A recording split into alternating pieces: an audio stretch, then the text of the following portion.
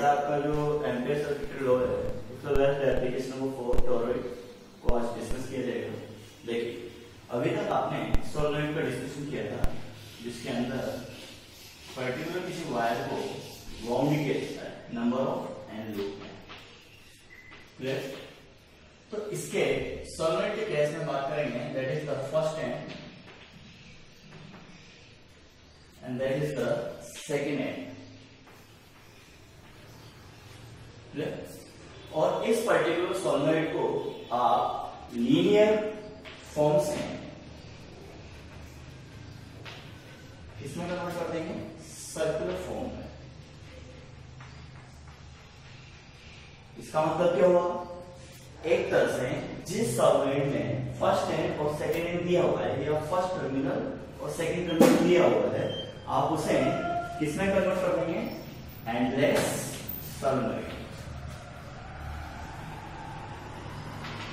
देखिए endless solenoid का मतलब क्या होता है? आपके पास जो स्प्रिंग नुमा सोलेनॉइड है उस स्प्रिंग नुमा सोलेनॉइड को आपने सर्कल में कन्वर्ट कर दिया।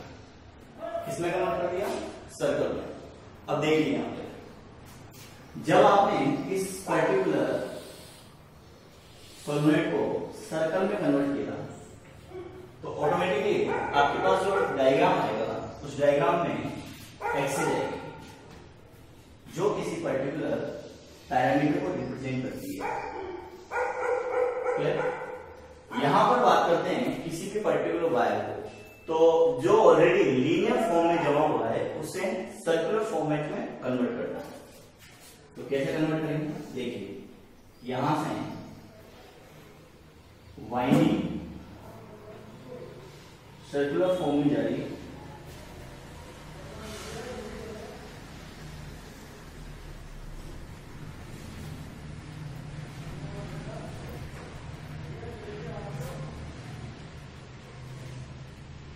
और ये वापस निकल गई।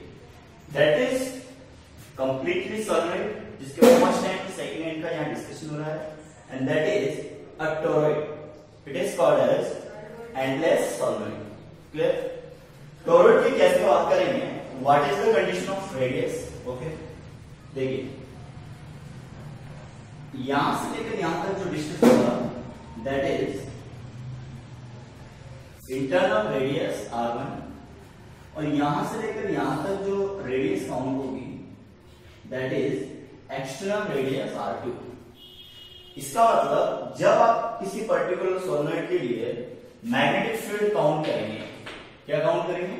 मैग्नेटिक फील्ड, क्योंकि एम्पियर्स लॉ का जो application first, second, third, fourth जो भी आपके पास गिवन है वो सभी मैग्नेटिक फील्ड को डिटरमाइन करने के लिए यूज किया जा रहा है। तो आपने क्या किया? इस R1 R2 के बेस पे एवरेज रेडियस को डिस्कस किया।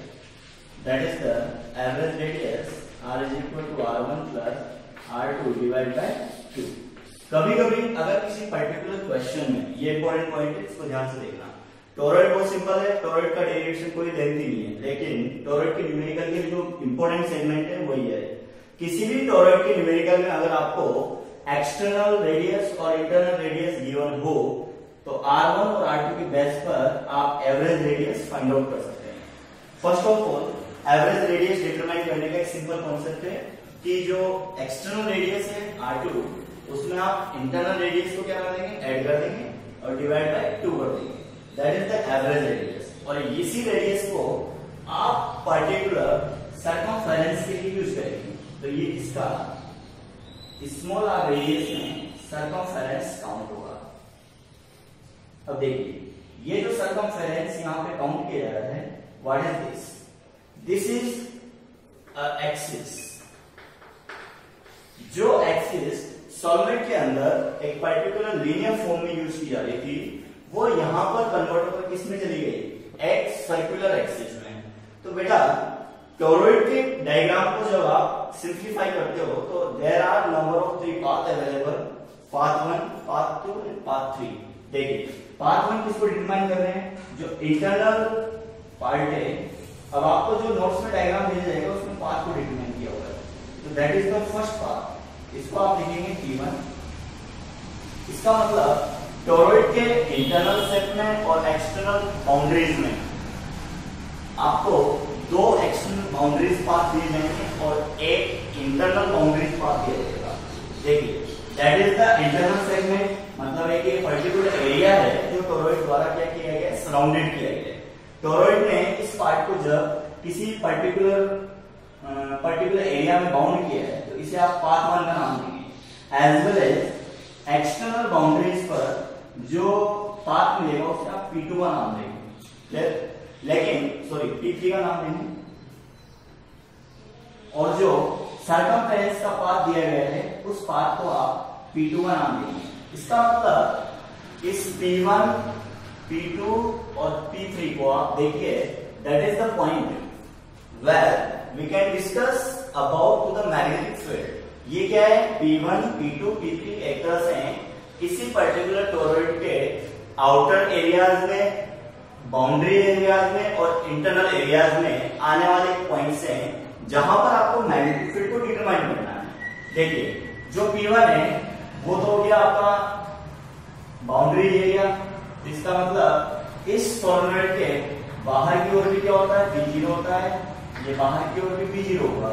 अब मैं इस सोलेनॉइड को अगर सर्कल में कन्वर्ट कर दूं तो मुझे पता है कि P1 एरिया, जहां पे P1 पॉइंट दिया हुआ है उसका एरिया और जहां पे P3 दिया हुआ है उसका एरिया, दोनों किस केस में चले गए, B बराबर 0 में चले गए, क्योंकि यह किसी पर्टिकुलर सोलेनॉइड का एक्सटर्नल एरिया था, उसे आपने सर्कल में कन्वर्ट किया तो एक तरह से सर्कुलर शेप में कन्वर्ट हो गया। अब P1 जो एरिया है या P1 जो पॉइंट दिया हुआ है या P1 जो पाथ दिया गया है वो पाथ एक बाउंड्रेड एरिया में है, जहां पे सोलेनॉइड को अगर सर्कल में कन्वर्ट करेंगे तो B बराबर क्या सिद्ध होगा, 0 होगा। एज वेल एज अगर इसका B बराबर 0 आउटर मोस्ट एरिया में दिया हुआ है, मतलब सोलेनॉइड की जस्ट अपर साइड है, तो सोलेनॉइड जब सर्कल में कन्वर्ट किया एंडलेस सोलेनॉइड में, दैट इज टोरॉइड, तो इसका जो आउटर पार्ट में B बराबर 0 था तो वो कहां मिलेगा आपको, P3 पॉइंट पे मिलेगा। इसका मतलब ये तो ऑलरेडी डायग्राम से प्रूव हो रहा है कि B बराबर 0 P1 पॉइंट और P3 पॉइंट पे डिस्क्राइब किया जाएगा। अब आपका मेन मोटिव क्या है, सर हमारा मेन मोटिव है जो इसका पर्टिकुलर एक्सियल पॉइंट था, उस एक्सियल पॉइंट पे आपने B वेक्टर कल के लेक्चर में म्यू नॉट ni को डिटरमाइन किया।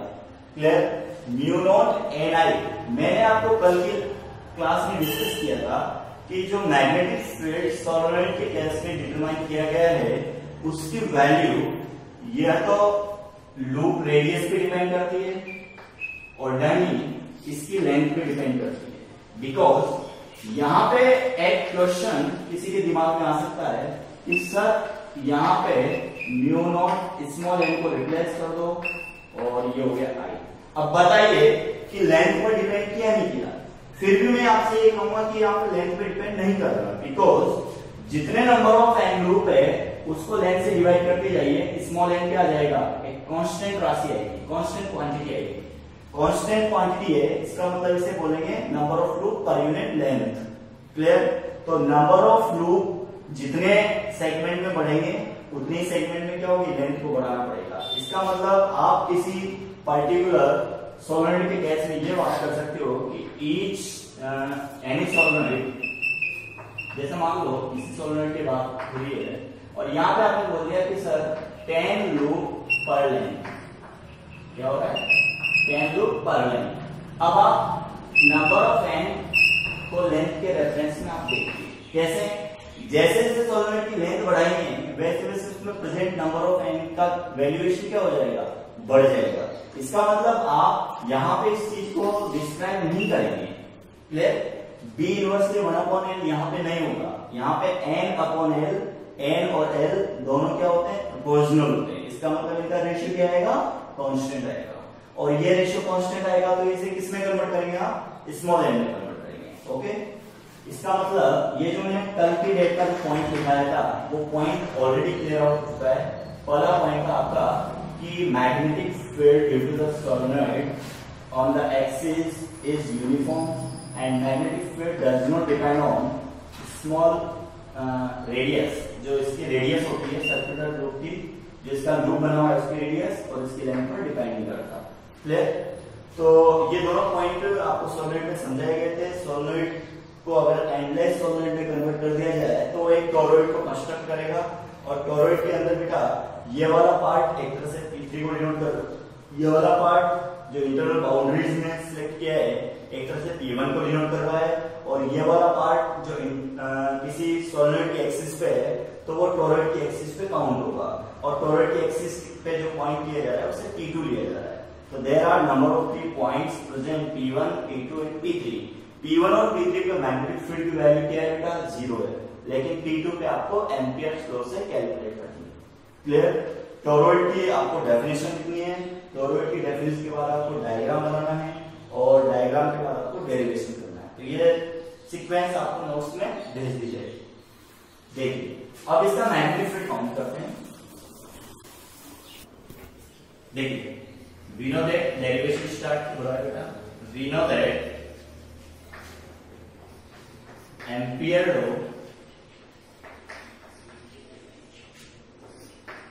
लो क्या देता है आपको, b dot del l is equal to mu naught summation of i।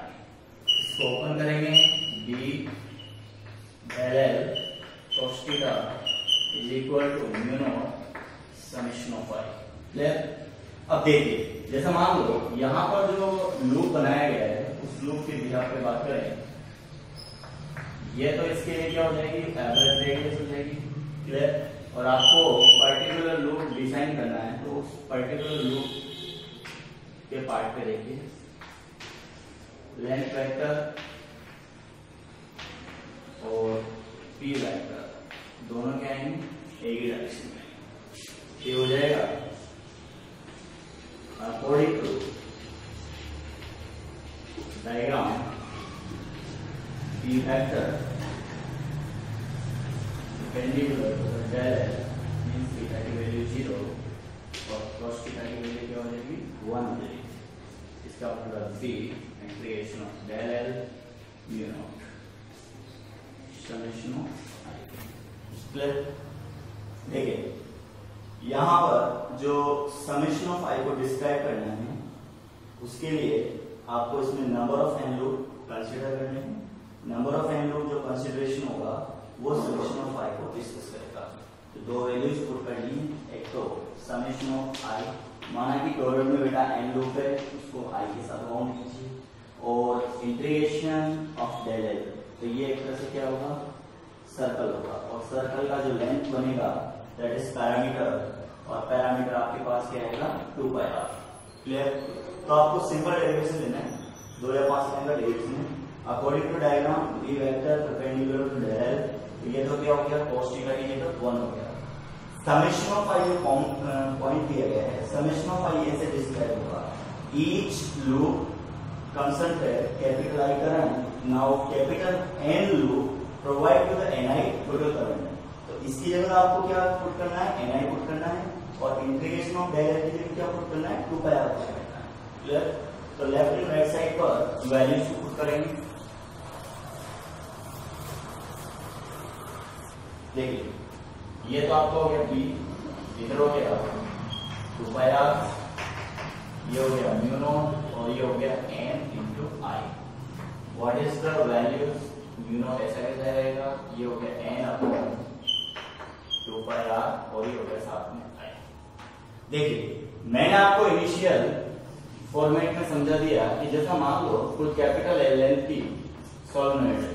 Clear? और इसे आपने एंडलेस सोलेनोइड में कन्वर्ट कर दिया,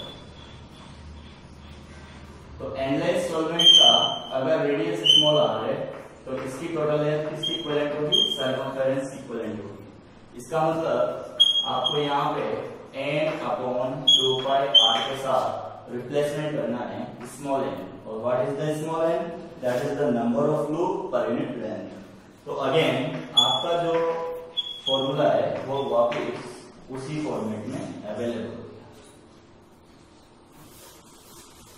और इस पर्टिकुलर फॉर्मेट में जो स्मॉल r यूज किया है तो आपको यहाँ इंपॉर्टेंट पॉइंट्स के रूप में यूज करना है। r is equal to r1 plus r2 divided by 2, that is the average radius। तो किसी क्वेश्चन में अगर आपको एक्सटर्नल रेडियस और इंटरनल रेडियस गिवन हो तो आप उसे एवरेज यूज करेंगे। Then 2 pi r, number of loop में 2 पाई r का क्या करेंगे, डिवाइड करेंगे, स्मॉल n की वैल्यू आपके पास आ जाएगी। तो ये magnetic field due to the toroid और टॉरॉइड की एक्सियल बाउंड्री पे जो एक्सियल कंडीशन है, उस एक्सियल पॉइंट जो P2 प्रेजेंट था उस पर ये मैग्नेटिक फील्ड है। क्लियर? देखिए अब दोनों में कुछ सिमिलरिटीज है, उनको देखिए। किसी पर्टिकुलर सॉल्वेंट के इंटरनल एरियाज में आपने मैग्नेटिक फील्ड को डिटरमाइन किया, वैल्यू क्या है आपके पास, B बराबर म्यू नॉट NI। क्लियर? और आपको ये अच्छी तरह पता है सर ये B की वैल्यू इस इलाके में क्या होती है, यूनिफॉर्म। क्लियर? सॉल्वेंट के इंटरनल एक्सिस पर या इंटरनल पार्ट पर B की वैल्यू क्या होती है, यूनिफॉर्म होती है। जब आपने इस लीनियर सॉल्वेंट को एंडलेस सॉल्वेंट में कन्वर्ट किया तो आपका ये जो इंटरनल पार्ट है इसमें P2 वाला जो पार्ट है वहां पर मैग्नेटिक फील्ड की वैल्यू क्या आएगी, ऑलवेज यूनिफॉर्म आएगी। इसका मतलब इसकी वैल्यू क्या होती है, यूनिफॉर्म। क्लियर? अगेन आपका जो P3 और P1 पॉइंट था, यहाँ पर B की वैल्यू 0 तो यहाँ पर B की वैल्यू 0, तो ये P1 पॉइंट पे B की वैल्यू क्या मिलेगी आपको, 0 मिलेगी। और अगेन जो P3 पॉइंट था इसके आउटर एरियाज में वहां पर B क्या मिलेगा, 0। तो टॉरॉइड के दो इंपॉर्टेंट पॉइंट है। फर्स्ट इंपॉर्टेंट पॉइंट कि टॉरॉइड से आउटर जो पार्ट है या एरियाज है वहां पे B की वैल्यू 0 रहेगी, प्लस टॉरॉइड से जो सराउंडेड एरियाज है वहां पर भी B की वैल्यू 0 रहेगी। क्लियर? ये आपका टॉरॉइड यहाँ पे फिनिश होता है। अब इसके बाद बेटा न्यूमेरिकल डिस्कस करेंगे। देखिए स्टूडेंट, CBSE 2008 के अंदर सॉल्वेंट पे क्वेश्चन दिया हुआ है। उस क्वेश्चन में सबसे पहले length of the solvent is given 1 metre, total number of loop present in the solvent is 1000, radius of the loop is 1 centimetre. यहाँ पे 1 centimetre convert into metre, 10⁻⁻2 metre. Current is given 5 ampere. Clear? तो first part में आपसे पूछा गया है कि what is the magnetic field axial point of solvent या एक्सिस ऑफ द सॉल्वेंट। देखिए स्टार्ट करते हैं। फॉर्मूला होता है आपके पास म्यू नॉट NI। क्लियर? इसी के साथ इसको रिप्लेस करते हैं N/L के साथ। क्लियर? यहाँ पर म्यू नॉट की वैल्यू 4 पाई × 10⁻⁷ प्लस करेंगे, N की वैल्यू 1000 है, लेंथ इज 1 मीटर, I की वैल्यू ऑलरेडी गिवन है 5 एम्पीयर। तो 4 पाई × 10⁻⁷, नंबर ऑफ लूप 1000 है, 10⁻3, लेंथ इज 1, I की वैल्यू कितनी है, 5 एम्पीयर। क्लियर? मैग्नेटिक फील्ड की यूनिट क्या होती है बेटा, टेस्ला होती है। क्लियर? अब इसको सोल्व करेंगे। 5 × 4 दैट इज द 25, 10⁻⁷ प्लस 3, तो ये हो गया 10⁻⁻4 टेस्ला। 10⁻+1 को यहाँ पर कन्वर्ट कीजिए, ये हो जाएगा 2 पाई × 10⁻⁻3 टेस्ला। क्लियर? पाई की वैल्यू होती है 3.14, इसको 2 से मल्टीप्लाई करेंगे, ये हो जाएगा आपके पास 6.28 × 10⁻⁻3 टेस्ला। क्लियर? अब देखिए इसके सेकंड पार्ट में क्या बोला गया है, जैसे मान लो एक सॉल्वेंट, अब इस सॉल्वेंट में आपने P की वैल्यू तो कैलकुलेट कर ली, that is the direction of magnetic field B suppose. Clear? किसी पर्टिकुलर स्पेसिफाइड वेलोसिटी के साथ यहाँ पर एक इलेक्ट्रॉन को लीनियरली एंटर करवाया गया, तो what is the direction of velocity is V। Clear? तो what is the force act on it, ये आपको कैलकुलेट करना है। देखिए बेटा सिंपल सा कॉन्सेप्ट है, किसी भी पर्टिकुलर चार्ज पार्टिकल पर अगर मैग्नेटिक फोर्स निकालना है तो उसका फॉर्मूला होता है F = Q/V sin θ। अब जो कंडीशन आपको दी गई है उस कंडीशन में बोला है कि किसी पर्टिकुलर इलेक्ट्रॉन को parallel to the magnetic field direction में भेजा गया है। तो ऑलरेडी पता है कि sir V vector parallel to the B vector, इसका मतलब थीटा की वैल्यू क्या होगी, 0। क्लियर? अगर थीटा की वैल्यू 0 है तो sin थीटा की वैल्यू यहाँ पे क्या होगी, 0 होगी। तो what is the force, that is 0। इसका मतलब अगर यहाँ पे 0 मैग्नेटिक फोर्स अप्लाई हो रहा है तो जो इलेक्ट्रॉन है वो क्या मूव करेगा, लीनियर केस में मूव करेगा।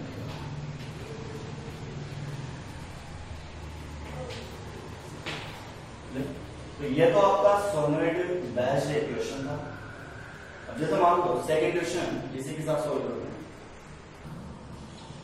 Each layer of solenoid consist 100 turns. Total layer इसमें गिवन है 5। Clear? Each loop have current I is equal to 2 ampere और जो length of the solenoid given है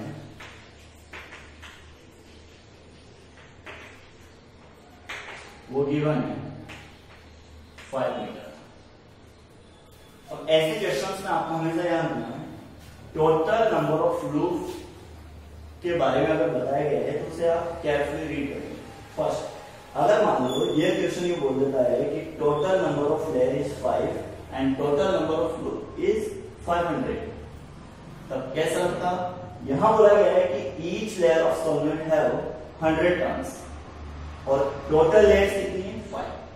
तो फर्स्ट ऑफ ऑल अपने को क्या कैलकुलेट करना है बेटा, टोटल नंबर ऑफ टर्न्स।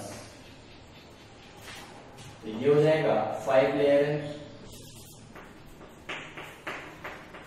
और एक लेयर में 100 टर्न है, तो ये हो जाएगा 500। क्लियर? अब आपको कैलकुलेट करना है बी। तो इसका फॉर्मूला हो जाएगा mu not an I, that is the mu not an upon L into I. Mu naught की वैल्यू आपको ऑलरेडी पता है 4 पाई इंटू 10 की पावर -7। एन की वैल्यू कितनी हो जाएगी बेटा 500 divide by length. What is the length is 5। Current कितनी है 2 एम्पियर और ये मैग्नीट्यूड काउंट कर रहे हो तो मैग्नीट्यूड की यूनिट क्या लगेगी यहाँ पे टेस्ला लगेगी। ठीक है, कीजिए तो 5 से 500 100 टाइम्स 4 पाई अगेन 2 से मल्टीप्लाई होकर 8 पाई इंटू 10 की पावर -5 टेस्ला। क्लियर? पाई की वैल्यू 3.14 रखेंगे, ये हो गया 5 इंटू 3.14 इंटू 10 की पावर -5 टेस्ला। क्लियर? अब देखो 5 इंटू 3 और 14 5 ये हो जाएगा 70। तो ए अप्रोक्स अगर आपका 15.7 इंटू 10 की पावर -5। इसी में ब्रेक पाई था, ये हो गया 8 से कन्वर्ट होगा और 3.14 को 8 से मल्टीप्लाई कीजिए। ठीक है, तो ये हो गया 3 कैरी कर रहे हैं 11, ये हो गया 25.15, तो ये हो गया 2.12 2.5 12 into 10 5 टेस्ला। क्लियर?